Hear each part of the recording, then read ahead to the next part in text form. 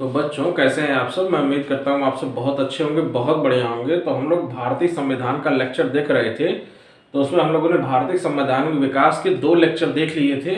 आज हम लोग इसका तीसरा लेक्चर देखेंगे। तो वीडियो को शुरू करने से पहले सबसे पहले आप सब्सक्राइब कर लीजिए, ताकि ऐसी इंटरेस्टिंग वीडियो आपको मिलती रहे जो आपकी तैयारी में आपको बहुत ज़्यादा हेल्प करती रहे। तो चलिए आज इसका तीसरा पार्ट देखते हैं और आज इसको खत्म करेंगे। भारत के संवैधानिक विकास में आज तीसरा पार्ट देखते हैं, जिसमें सबसे इम्पोर्टेंट हम देखने वाले हैं कि 1935 का भारत शासन अधिनियम। ये बहुत ही ज़्यादा महत्वपूर्ण है, क्योंकि इसके बहुत सारे अनुच्छेद हमारे भारतीय संविधान में देखने को मिलते हैं। तो आज इसको देखते हैं। आइए इसका पॉइंट देखते हैं कि 1930 और 32 में लंदन में हुए गोलमेज सम्मेलन ने भारत में प्रस्तावित संवैधानिक सुधारों के संबंध में कई सुझाव दिए। यानी 1930 और 32 में जो गोलमेज सम्मेलन हुए, उसमें भारतीय संविधान कैसे बनाया जाए, क्या क्या उसमें होना चाहिए, उसके लिए बहुत सारे सुझाव इसमें दिए गए। और इस प्रस्तावित संवैधानिक सुधारों को 1935 के भारत शासन अधिनियम के सुझावों में उसको लिया गया है, उसको कंसीडर किया गया है। ठीक है ना। नेक्स्ट पॉइंट देखते हैं कि इस अधिनियम में 321 अनुच्छेद और 10 अनुसूचियां थी। यानी 1935 के भारत शासन अधिनियम में 321 अनुच्छेद और 10 अनुसूचियां इसमें थी। इसमें न केवल केंद्रीय वर्ण प्रांतीय शासकीय तंत्र से विस्तारित से वर्णन किया गया था, वास्तव में यह एक सुसंगठित और सुविस्तृत संविधान था। यानी 1935 का जो भारत शासन अधिनियम था, ये सुविस्तृत और सुसंगठित तरीके से बनाया गया संविधान था। इसके द्वारा भारत में सर्वप्रथम संघीय शासन प्रणाली, यानी संघीय शासन प्रणाली जो फेडरल सिस्टम हमें आज दिखाई देता है, इसकी शुरुआत हमें 1935 के भारत शासन अधिनियम में देखने को मिलता है। प्रारंभ किया गया। संघ की इकाइयों को 2 प्रकार की थी। यानी संघ की जो संघीय प्रणाली की जो इकाई थी वो 2 प्रकार की थी। कौन कौन सी थी? ब्रिटिश भारतीय प्रांत और देशी रियासतें। ये 2 इकाइयां थी, ब्रिटिश भारतीय प्रांत और देशी रियासतें। इस अधिनियम में शासकीय कार्यों को 3 सूचियों में, जो आज हमें देखने को मिलता है, 3 सूचियां जो हमें आज देखने को मिलता है, इसकी शुरुआत जो है 1935 के भारत शासन अधिनियम से माना जाता है। और उसमें 3 सूचियों में इसको बांटा गया था। पहली थी संघ सूची, जिसमें 59 विषय थे। दूसरी थी राज्य सूची, जिसमें 54 विषय थे। और तीसरी थी समवर्ती सूची, यानी उसमें 36 विषय थे। और संघीय विधायिका में 2 सदनों के गठन की व्यवस्था की गई। यानी संघीय जो विधायिका है, जैसे आज भी हमारे यहाँ पार्लियामेंट्री सिस्टम है, उसमें 2 सदन है, वैसे 1935 के भारत शासन अधिनियम में 2 सदनों के गठन की व्यवस्था की गई। जिसमें पहला था संघीय सभा, जिसको निचला सदन बोला जाता था, और दूसरी थी राज्यसभा, जिसको उच्च सदन बोला जाता था। जो राज्यसभा एज यूजुअल हमें अपने पार्लियामेंट्री सिस्टम में दिखाई देता है। अब नेक्स्ट पॉइंट अगर देखा जाए तो इस अधिनियम के द्वारा संघ स्तर पर द्वैध शासन की व्यवस्था की गई। जो द्वैध शासन की व्यवस्था है, इसमें केंद्र द्वारा संघ के द्वारा इसमें किया गया। और संघीय विषयों को 2 वर्गों में बांटा गया। संघीय जो सब्जेक्ट थे उसको 2 वर्गों में बांटा गया था। पहला था संरक्षित और दूसरा था हस्तांतरित। तो संरक्षित वाले में कौन कौन से सब्जेक्ट आते थे? तो इसमें आते थे प्रतिरक्षा, वैदेशिक संबंध, चर्च से संबंधित विषय, जनजाति विषय। और इन विषयों में गवर्नर जनरल को स्वविवेक से शासन करने का क्या था? अधिकार था। यानी गवर्नर जनरल स्वविवेक से इसमें शासन या डिसीजन वगैरह कर सकता था। नेक्स्ट पॉइंट देखते हैं।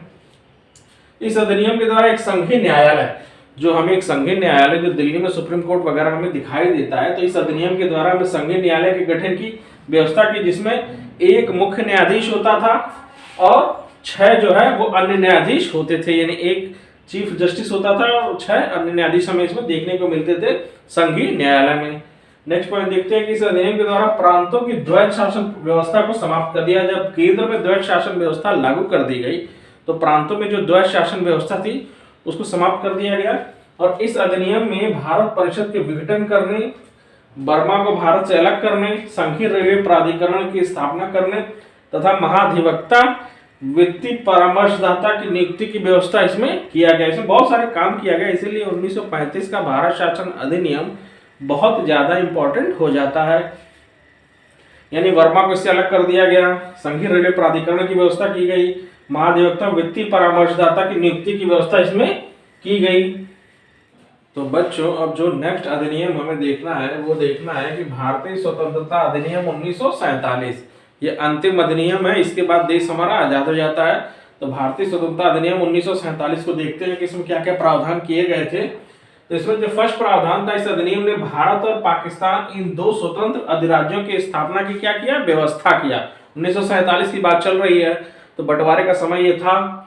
उसके बाद जो है इसमें पंजाब एवं बंगाल के विभाजन की व्यवस्था की गई तथा उनके बीच सीमा निर्धारित करने के लिए अलग अलग सीमा आयोग, अलग अलग जो है वो सीमा आयोग जो है कहा गया, अलग अलग जो है सीमा आयोग बनाए गए दोनों के सीमा निर्धारित करने के लिए। स्पेशली पंजाब, क्योंकि पाकिस्तान में भी पंजाब है और हमारे यहाँ भी पंजाब है, और बंगाल की बात किया जाए तो वेस्ट बंगाल में भी बंगाल है और हमारे नॉर्थ ईस्ट में भी बंगाल है। इसके लिए एक सीमा आयोग बनाने का प्रावधान जो है वो किया गया। नेक्स्ट देखते हैं कि देशी रियासतों पर से ब्रिटिश ताज की सत्ता समाप्त हो गई और उन्हें भारत या पाकिस्तान में से किसी भी अधिराज्य में शामिल होने के लिए छूट दे दी गई थी। यानी जो देशी रियासत थे वो या तो हिंदुस्तान में रह सकते थे या पाकिस्तान में रह सकते थे, ऐसा उन्हें करने के लिए छूट जो है वो दे दिया गया। नेक्स्ट पॉइंट है जनजातीय क्षेत्रों से ब्रिटिश शासन का नियंत्रण वो समाप्त कर दिया गया। जो भी ट्राइबल्स वाले इलाके थे उससे ब्रिटिश कंट्रोल जो था उसको क्या कर दिया गया, समाप्त कर दिया गया। भारत तथा पाकिस्तान दो अधिराज्यों के गवर्नर जनरलों की नियुक्ति कर दी गई। दो गवर्नर जनरलों की नियुक्ति जो है इन दोनों के लिए कर दिया गया। उसके बाद नेक्स्ट पॉइंट देखते हैं, दोनों अधिराज्यों की संविधान सभाएं अपने अपने देश का संविधान बनाने के लिए पूर्णतः क्या थी, स्वतंत्र थी। दोनों की संविधान सभाएं जो है अपने अपने देश का संविधान बनाने के लिए पूर्णतः स्वतंत्र थी तथा उन पर किसी भी प्रकार का क्या था, कोई प्रतिबंध जो है वो नहीं था। यानी अब जो है संविधान बनाने का काम जो है उनको हैंडओवर कर दिया गया था। प्रत्येक अधिराज्य में उस अधिराज्य की संविधान सभा उस समय तक विधानमंडल के रूप में कार्य करती रहेगी जब तक नया संविधान न बन जाए। तो हमारे यहाँ भी संविधान सभा जब तक नया संविधान नहीं बन गया था तब तक हमारे यहाँ का जो शासन संचालन जो था। तो अब नेक्स्ट पॉइंट देखते हैं। नेक्स्ट पॉइंट जो है, प्रत्येक अधिराज्य में उस अधिराज्य की संविधान सभा उस समय तक विधानमंडल के रूप में कार्य करती रहेगी जब तक नया संविधान न बन जाए। हमारे यहाँ भी जो संविधान सभा थी, जब तक संविधान लागू नहीं हुआ था तब तक संविधान सभा के द्वारा ही शासन सत्ता को चलाया जा रहा था। जो भी नियम कानून उसमें फॉलो किए जा रहे थे वो संविधान सभा के द्वारा ही किया जा रहा था। तो यानी दोनों राज्यों के लिए संविधान सभा तब तक कार्य करती रहेगी। तो इस प्रकार बच्चों ये पूरा का पूरा संवैधानिक विकास का लेक्चर जो है, अंतिम लेक्चर था, वो समाप्त हो गया। और इसके बाद जो है हम लोग नेक्स्ट चैप्टर देखेंगे इसी का, या हिस्ट्री का नेक्स्ट चैप्टर देखेंगे।